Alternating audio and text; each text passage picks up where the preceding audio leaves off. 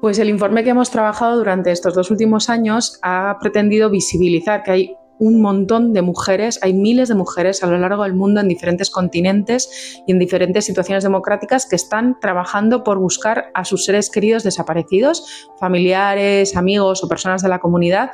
en el marco de desapariciones forzadas que pueden ser tanto perpetradas en realidades de conflicto, de dictaduras o de situaciones antidemocráticas, pero que también se producen en otras situaciones que no consideramos como tal, por ejemplo, durante la migración, etc. Entonces, tenemos una realidad en la que hay muchas personas anónimas que se unen entre ellas para poder acompañarse en la lucha, para poder encontrar a sus seres queridos o para poder exigir que las autoridades hagan ese proceso en realidad de búsqueda de estas personas desaparecidas, y son invisibles en la medida en que, a pesar de que es un tema universal, no siempre entendemos la desaparición forzada como un tema actual, y son también invisibles en la medida en que son mujeres anónimas, a menudo casi sin formación en sus inicios, porque luego la van adquiriendo, o sin capacidades de incidencia ante medios de comunicación u otras realidades. Entonces nos encontramos con muchas personas, no son solo mujeres, pero en su gran mayoría son mujeres, que están acometiendo todo este trabajo, pero que son muchas veces invisibles para la opinión pública. Cuando alguien sufre la desaparición forzada de un ser querido, que pueden ser familiares directos, hijos, hijas, hermanas, padres, madres o alguien de la comunidad, personas del vecindario, etc. Pero sobre todo cuando son familiares directos, estas personas lo primero tienen evidentemente una situación de shock, ¿no? De no ser conscientes al principio de esta realidad. Es muy difícil entender como seres humanos la desaparición forzada, pero desde el primer minuto estas personas tienden a empezar a buscar respuestas, salen y comienzan un camino que al principio es eso, buscar al ser querido, tener alguna noticia, saber quién se lo llevó, dónde está y, por supuesto, intentar su liberación y que vuelva a casa sano y salvo.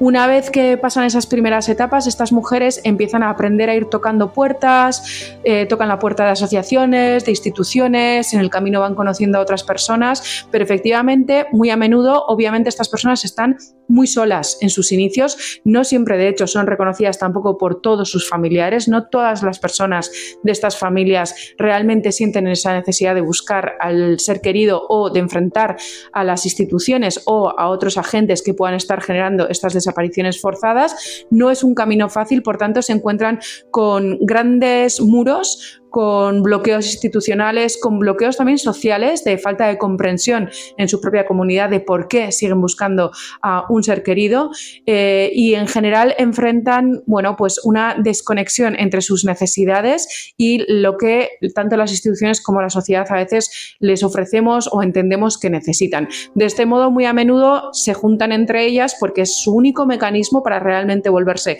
más fuertes e ir hacia adelante. Muchas de estas mujeres emprenden un camino que es instintivo, salir a buscar, salir a tener respuestas e intentar encontrar al ser querido, y en ese camino van construyendo toda una realidad en la que se convierten en expertas en materia de derechos humanos, en expertas en materia de investigación y en otros muchos ámbitos a los que son en parte forzadas, pero que también ellas deciden meterse en ellos para poder obtener respuestas. Bueno, estas mujeres van construyendo un camino en el que su primera idea es buscar al ser querido, tener respuestas, pero es verdad que a lo largo de ese camino se van encontrando con una multiplicidad de agentes, factores y también de otras familias y de otras mujeres que también están buscando a sus seres queridos.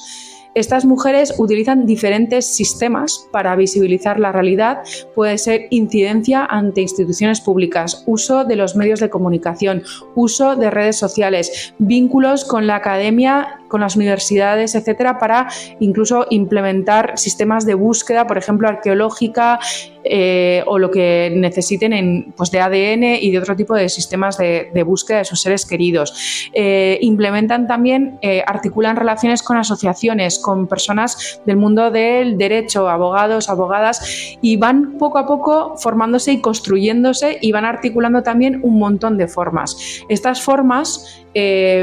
desde nuestra óptica son formas muy constructivas a menudo. Esto es, no se basan en destruir, sino se basan en construir formas para que las instituciones realmente respondan ante sus obligaciones de derechos humanos en la búsqueda de personas desaparecidas. Tanto en prevención como una vez que se ha generado, que ha tenido lugar la desaparición forzada, en dar respuestas y generar también reparación para las víctimas. Y estas mujeres son claras en su forma de articularse, de unirse y generan una solidaridad muy significativa. De hecho, muchas de ellas, a pesar de, en algunos casos propios, en su propio caso, haber obtenido respuestas, haber o encontrado a su familiar o haber tenido procesos de reparación que cierran el círculo o incluso en algunos casos haber tenido respuestas judiciales, muchas de ellas deciden seguir adelante acompañando a otras compañeras en esa solidaridad.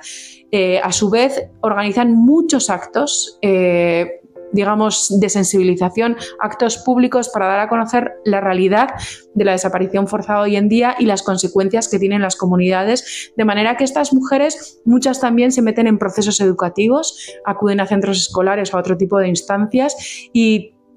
es claro que van generando una suerte de mecanismo de construcción social, de apuesta por una sociedad en paz, por una cohesión social. Quizá ellas no siempre se autorreconocen en esto, era muy interesante cuando les preguntábamos, no todas se planteaban realmente, porque ellas, claro, comienzan este camino para buscar a su ser querido, ese es su objetivo, no el de construir la paz, pero es verdad que en su recorrido de lucha y de búsqueda también van construyendo paz y a lo largo de toda esta investigación también en las respuestas de las mujeres, en los focus groups, era muy interesante ver cómo su propia mirada iba cambiando hacia este aspecto y esta autopercepción.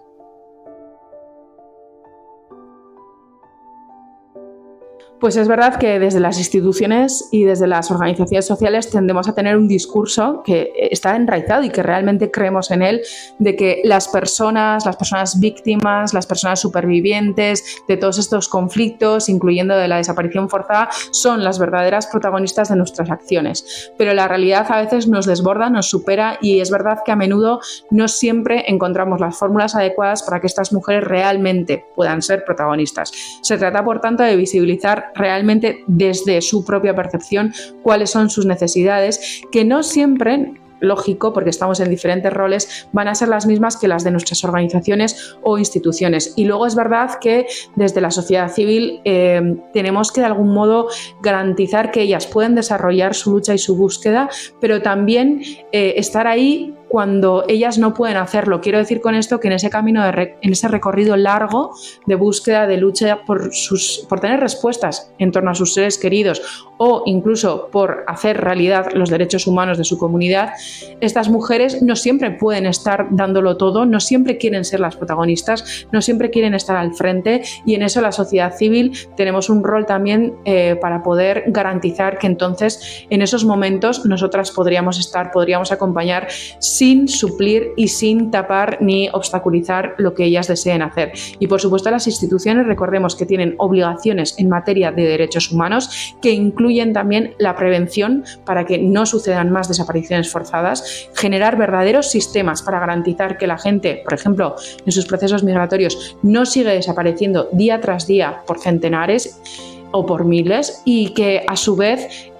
una vez producida la desaparición forzada, tienen obligación en materia de derechos humanos de investigar y de obtener respuestas y también de reparar a las víctimas y familiares.